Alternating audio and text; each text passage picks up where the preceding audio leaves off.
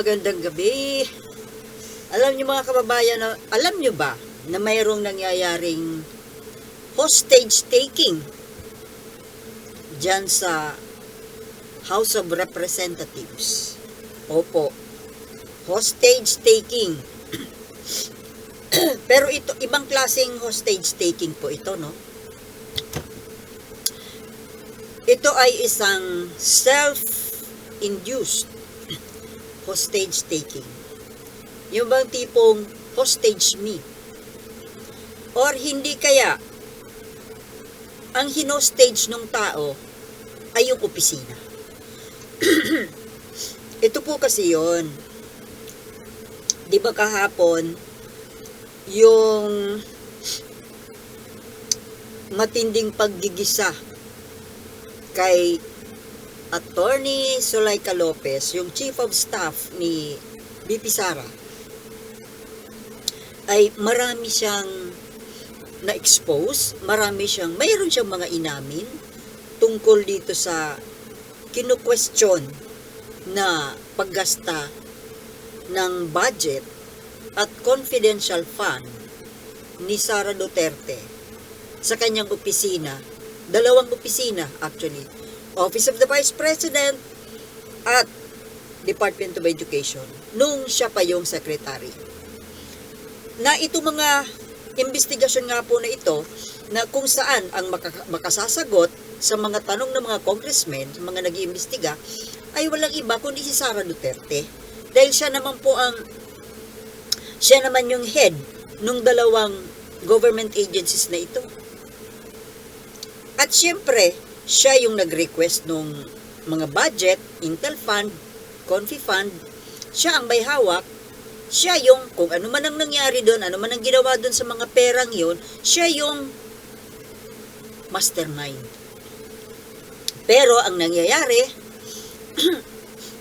sa mga pagdinig na ginagawa sa Congress, hindi siya sumipot man siya, wala siyang ibinibigay na matinong sagot, sa halip nambabastos pa.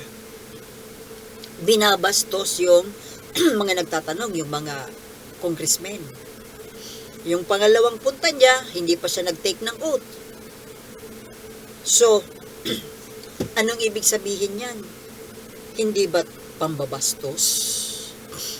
Pinapakita niya na wala siyang respeto sa mga nasa gobyerno, sa mga ahensya ng gobyerno, sa mga kapwa niya, mga trabahante ng gobyerno.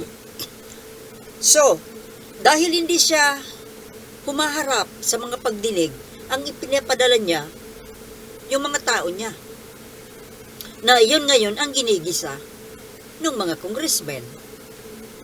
At yung last nga po na ipinatawag, actually itong Chief of Staff na ito ni Sara Duterte, na si Zuleika Lopez, minsan na po itong ilang ulit na ipinatawag, hindi sumisipot.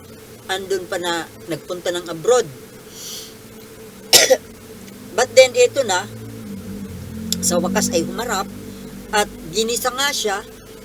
Marami siyang mga sagot na malabo. Pero dahil sa masusing pagtatanong ng ilan sa ating mga kongresista, mayroon na siyang mga naamin na hindi dapat maamin. So ngayon, yung isang congressman, actually si Franz Castro, siya yung nag-move na itong si Zuleika Lopez ay i-cite in contempt. So yun na nga, inapruban ng mga kasama na cite in contempt, ayun, nakakulong sa Congress hanggang sa Lunes sa susunod na pagdinig. Ngayon, ang hindi natin inaasahan, although sinasabi na ito dati ni Sara Duterte na once na makulong ang kanyang mga tao, sasamahan daw niya sa kulungan. So itong nung na-cite in contempt, naka-detain ngayon dyan sa House of Representatives itong kanyang Chief of Staff na si Zuleika Lopez, ay itong si Sara Duterte ay biglang sumugod bigla gabi doon sa House of Representatives. Pero hindi naman daw, before that, nagkaroon naman ng mga pag-uusap, sumulat daw, nagre-request na kung pwedeng madalaw, pwedeng dalawin yung kanyang staff, si Zuleika Lopez. Siyempre, pwede.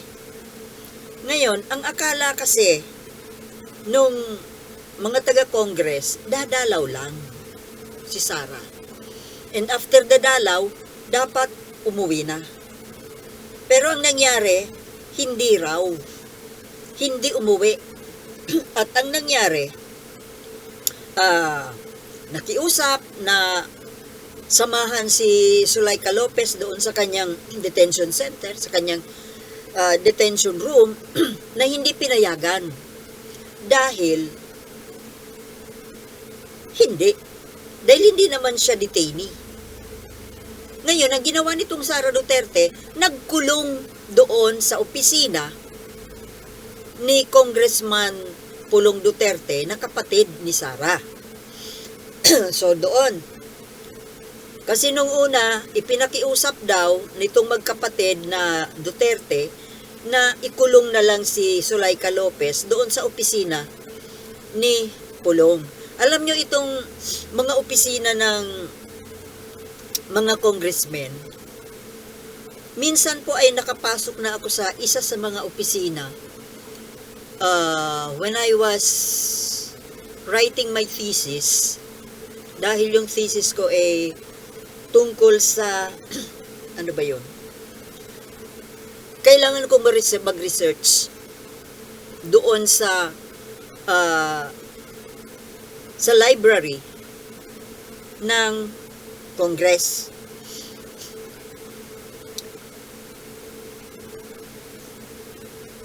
At kinailangan ko rin na mag-interview ng isang kongresista. Kaya nakapasok ako dyan sa isa sa mga opisina ng congressman. Actually, opisina yun ni Congressman Belmonte.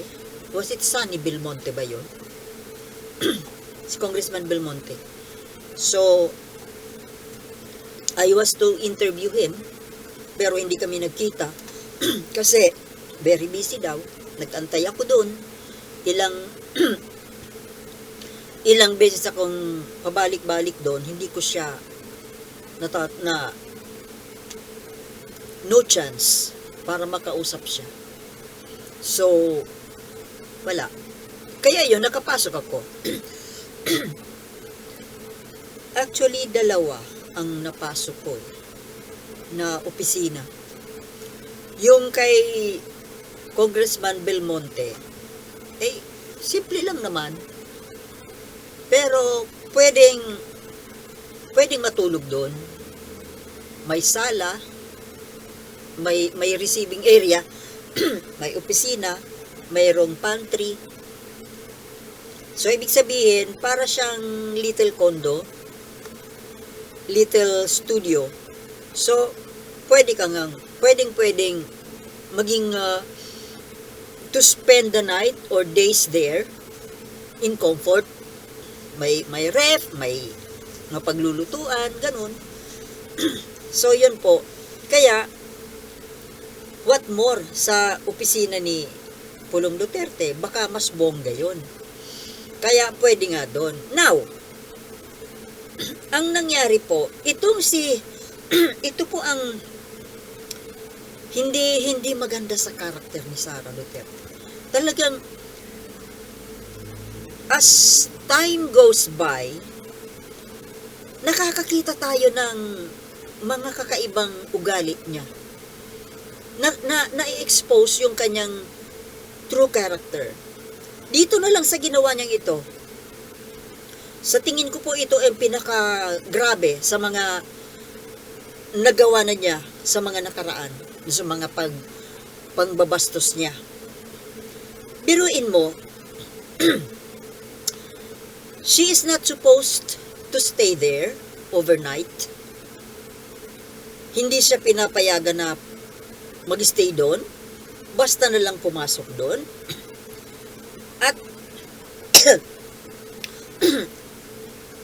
pinabayaan na lang.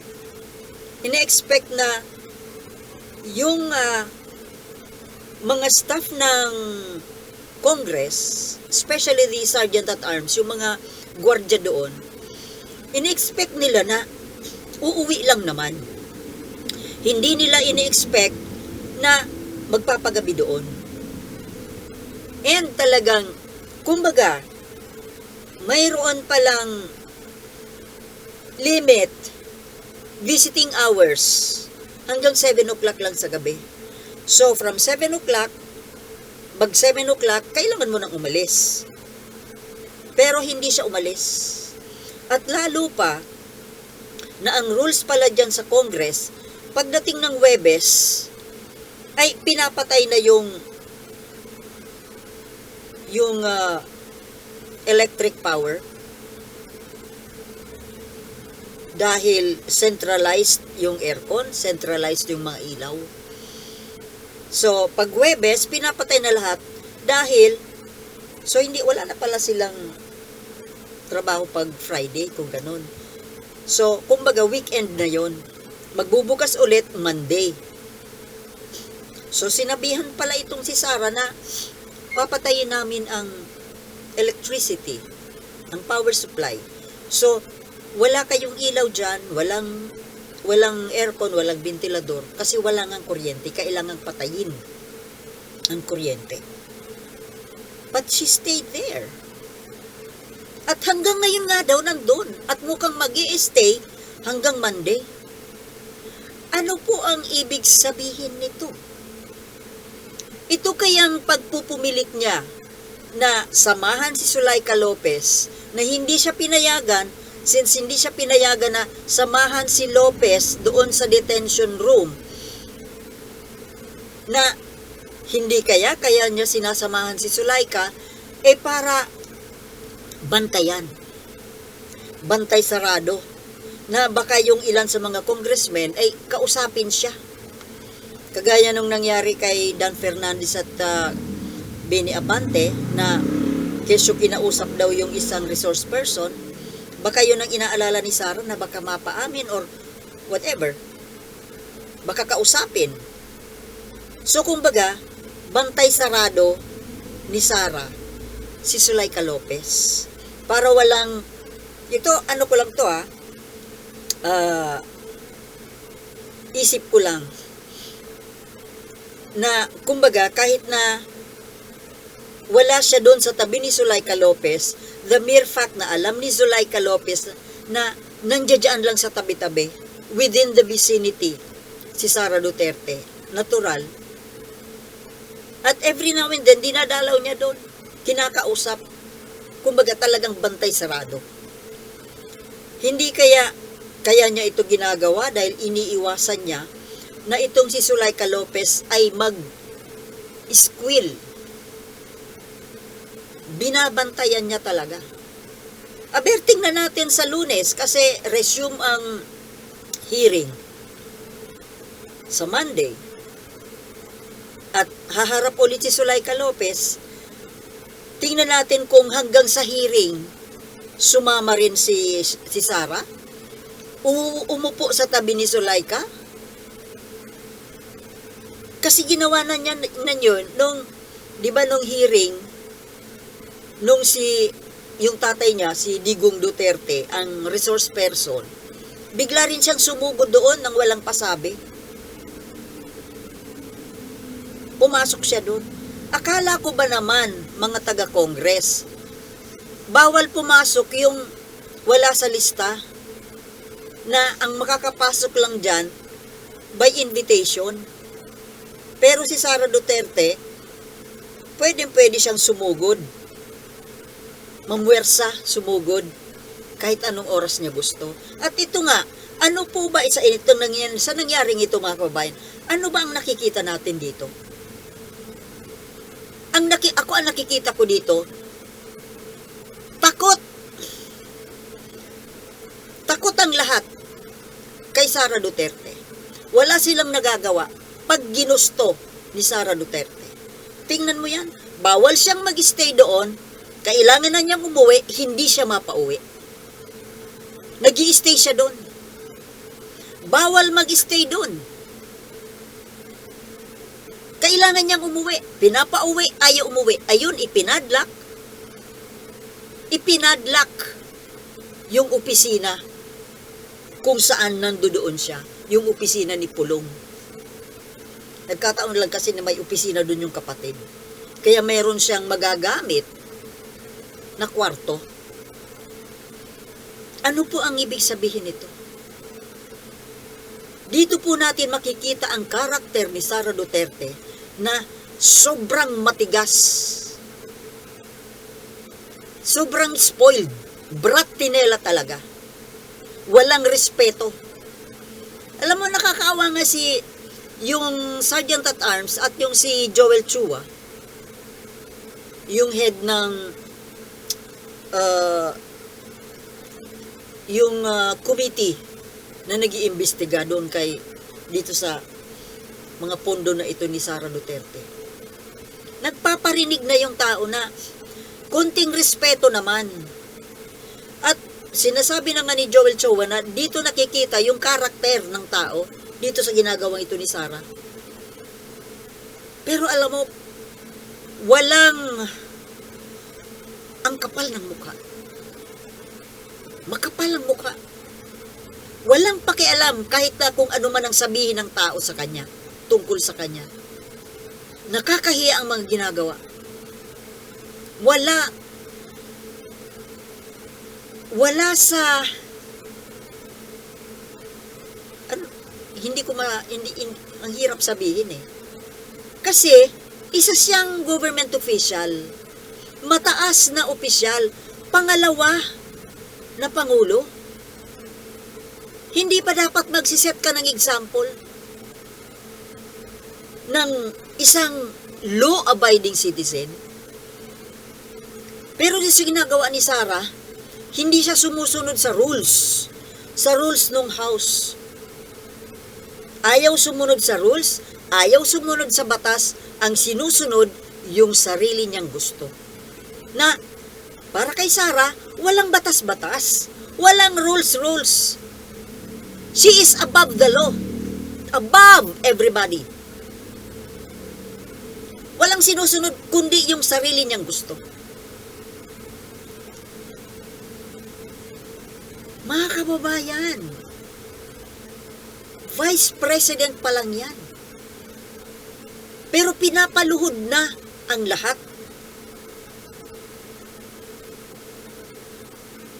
Pinapaluhod.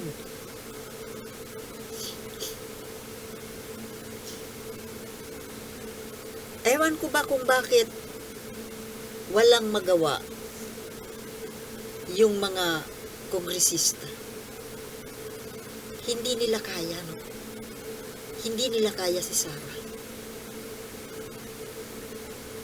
Kung iba-iba yan, kung hindi yan si Duterte, kung hindi yan Duterte, but of course, kung hindi yan Duterte, wala namang ganyang kagaya niya na maglalakas loob na gumawa ng ganyang abuso. Abuso yan eh. Grabe. Nagpapakita lang mga kababayan na wala talaga siyang nire-respeto. Ultimong kongreso na isa sa 3 branches of government, hindi niya nire-respeto. Huyo. Para kay Sara, huyo kayo. Vice President pa lang yan. Paano na lang kaya kung maging Pangulo yan? Kaya kayo dyan, mga congressmen, siguro ko naman wag na kayo magpatumpik-tumpik pa. Papayagan nyo ba yan maging presidente yan? Kayo rin. Kaming mga ordinaryo, ano ba naman? Kayo dyan, titiris-tirisin lang kayo dyan na parang kuto. Ginagawa na niya ngayon eh. Hahayaan nyo ba na talagang mamihasayan, talagang pauupuin nyo pa rin ba? Pauupuin nyo pa rin ba yan sa Malacanang? Ang ganyang klaseng tao? Ano na lang kaya kung siya na ang Pangulo? My God! Siguro, kahit na sino man na kursunadahin niyang suntukin, kagaya nung ginawa niya doon sa sheriff sa Davao, hindi lang suntok. Marunong yan pumugot ng ulo. Ginagawa nila yan sa Davao eh. Si Pangulong Bongbong nga eh, gusto niyang pugutan ng ulo eh. Kung siya na ang presidente, na God forbid, wag naman sana. Ewan ko na lang kung ano ang mangyayari sa bansa natin. This will be 10 times worse than the Rodrigo Duterte administration. Mas malala ito. Mas malala. Mukhang kahit papano eh, baka mas bait-bait pa ng konti yung tatay niya. Di ba? Ultimo si Digong nga eh, hindi makapalag kay Sara. Digong na yan ha. Hindi kaya si Sara. Si Digong na. So, what more? My God. Nakikinikinit ako. Nakikinikinit ako.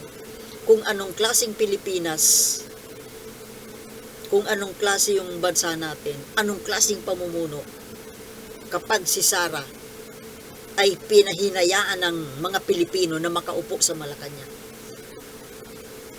Ako, kahit na nung Vice President, ko naman binoto yan. Ang binoto ko noon, si Tito Soto. Malayo ang loob ko dyan. Dahil nga sa karanasan na natin sa tatay niya. At saka yung panununtok niya noon sa sheriff, na nabalita yon, naging headline yun eh. O doon pa lang, mag-isip-isip ka na. Kaya bakit ko pa iboboto? My goodness. Kaya hindi ko po maintindihan yung mga tao na hanggang ngayon, bilib na bilib kay Sara. At talagang inilalaban pa na paupuin si Sara sa 2028. My God. Salot yan. Salot na nga yung tatay. Doble salot yan. Grabe. Walang respeto sa batas. Walang respeto sa kapwa. Walang respeto sa pamahalaan. Siya ang batas. Siya ang pamahalaan. Ganon. Okay mga kababayan, mag-isip-isip po tayo. Hanggang dito na lamang po. Nakakakilabot. Okay, thank you very much for watching and see you tomorrow. Peace.